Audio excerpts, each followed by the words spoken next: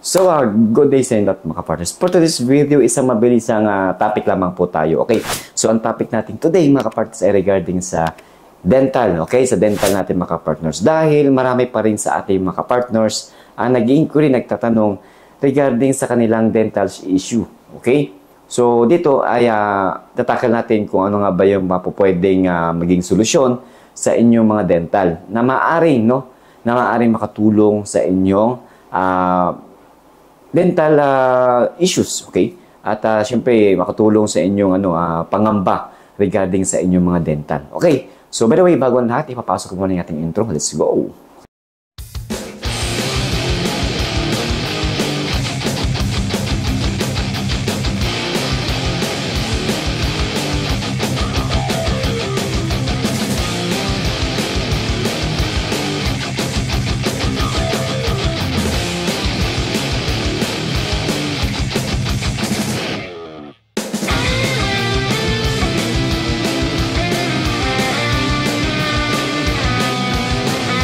Tama-tama ang inyong narinig ay regarding po sa dental issues ninyo mga partners. Okay, so sa ngayon mga partners, sa ating update regarding sa incoming recruitment process for the year of 2026, be prepare na po kayo. Okay, at malapit-lapit na. Okay, mag-announce officially na po yung ating BGMP nationwide. Okay, so in this topic natin pag-uusap ay tamang-tama sa darating na pagbubukas ng application. Okay, so yun mga partners, dito sa video na to ay isa-isahin natin, itatakal natin, pipilitin natin itakal sa maiksing oras, na ibibigay natin dito. Okay? So yun mga partners, ang tanong mga partners is, pwede nga ba ang pustiso, pwede nga ba na may pasta yung ating dental, pwede pa nga ba kahit apat yung wala sa ating dental, pwede ba? Hindi ba ito ang magiging dahilan for disqualification or DQ?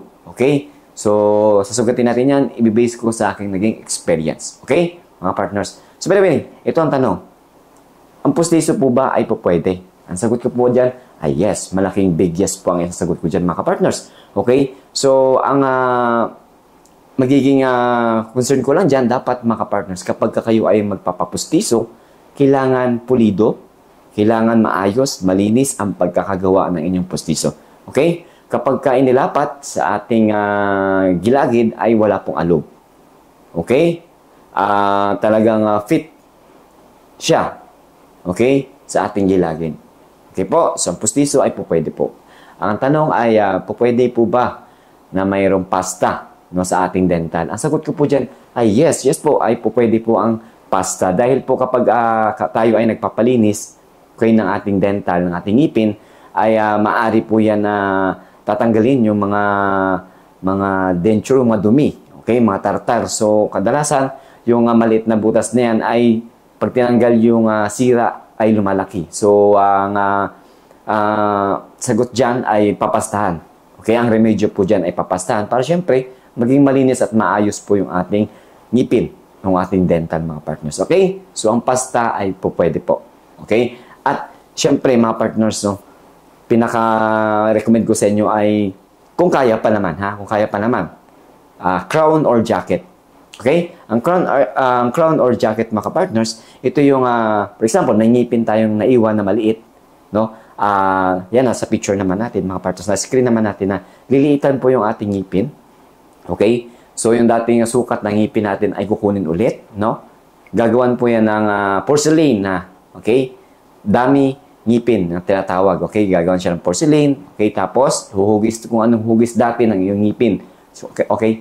So, papipiliin po kayo dito mga partners kung pure white or medyo yellowish na porcelain na ikakabit sa inyong yung crown na yan. Okay, mga partners. Okay? So, yan yung mga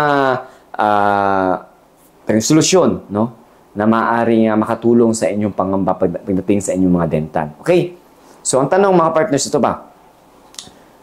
For example, ito yung mga kadalasan na in-inquiry sa akin o tinatanong sa akin mga partners. For example, 4 yung wala sa inyong ibabaw ng ngipin. Ayan, 4 yan, magkakadikit or kahit na magkakahiwalay. So, hindi po agad yan, hindi po agad yan DQ. Okay? Hindi po agad DQ yan. As long as na maganda ang inyong pagkakagawa ng postiso o postiso man yan, okay? Or crown man yan, okay? Or jacket man yan, basta't maayos, no? So, by the way, mga partners, ang dental natin, mga partners, for the standard of requirements, no? Para sa ating pag-apply, mga partners, ay hindi naman po totally natural lahat. Okay? Hindi naman natin masisisi, no? Na tayo ay nabulukan ng ngipin, nasiraan ng ngipin, no?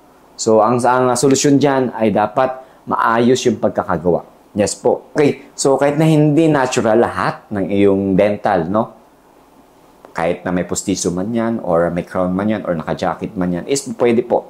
Okay? Hindi po sa subject for disqualification. Basta, ang may papayo ko lang sa inyo mga pars ay dapat maayos yung pagkakagawa. Okay? Yung nabanggit ko kanina, na kahit na po apat, kahit na magkakahiwalay o kahit na magkakadikit, no? Nawala yung inyong natural na ngipin at papalitan ng postiso, ay po pwede po yan mga partners. As long as matibay at maayos at malinis yung pagkakagawa, goods tayo dyan. Okay? O for example, may tanong naman po dito, lahat po ng abnormalities na tumutubo sa ating ngipin or sobrang ngipin ay kailangan pong tanggalin yan mga partners. Okay? Kailangan pong tanggalin. Okay? Lalo na pag mga may tumutubo dito sa atin ng mga impacted, yan, tinatanggal po yan mga partners. Isa po dyan, naka-apekto po yan. For example, nasa loob na tayo ng training center, tapos sumakit, no, yung mga impacted natin. Kailangan tatanggalin po yan.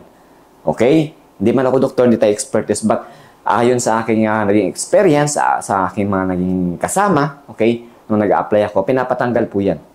Kasi po, abnormalities nga po. Abnormal na ngipin po yan. Okay, mga partners? So, by the way, for example, may nagtatanong dito, sir, regarding sa bagang, wala na po kong bagang. Yung bagang po natin, mga partners, kung kaya pa ng dental natin, mga partners, na gawa ng paraan na mailapatan ng postiso, palagyan po natin. Yes po, kailangan kompleto yan. No? Kailangan kompleto kahit na daming nangipin ilalagay dyan. Postiso, or crown, or jacket. Okay? Kung gusto nyo, kung may budget kayo mga partners, ay implant. Okay? Yung bubutasan, lalagyan ng tornilyo. Ayan. Yung mga wala nating ngipin, lalagyan ng tornilyo at papalitan ng ngipin na di tornilyo din. Parang may lock. Yung pinakamatibay. Kahit naikagat mo yun sa medyo matigas, ay kayang-kaya. Ganoon din naman po ang crown. Tulad sa akin. Naka-crown yung akin dalawang ngipin dito sa harap. Okay? Nung ako'y aplikante, mga partners, may kwento ko lang mga partners ha. Nung ako'y aplikante ay isang ngipin ko ay naka-crown or naka-jacket. Tapos sa dalawang bagang ko, no, ay wala na. So ang aking compliances noon sa dental, no, sa health section ay linis. Ayan. Tapos yung aking crown or jacket is maayos yung pagkagawa, hindi na po ginalaw. Goods yun.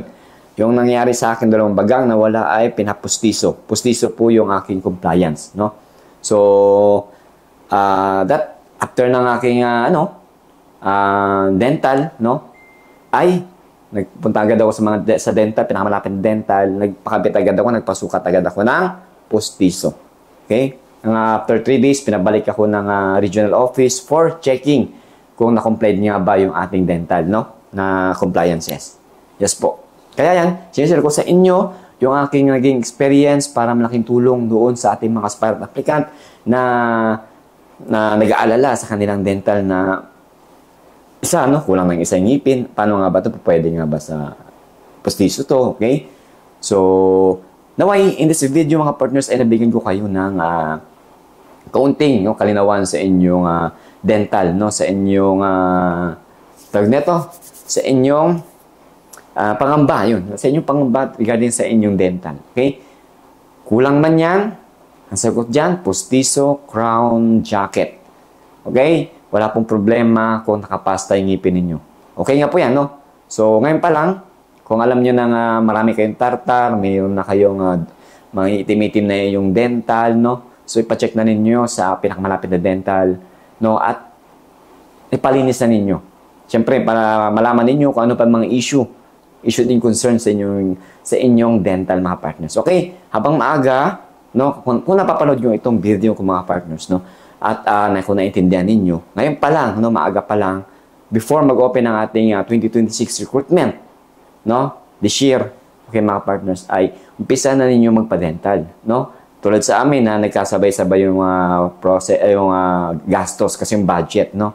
Once na nagkasabay-sabay kasi yan, syempre, isa yan sa maging dagdag ng problema. Okay? So ngayon pa lang, no, unti-unti na ninyo, kung yung alam ninyo, na kaya na ninyo i-comply sa inyong mga sarili tulad sa inyong dental.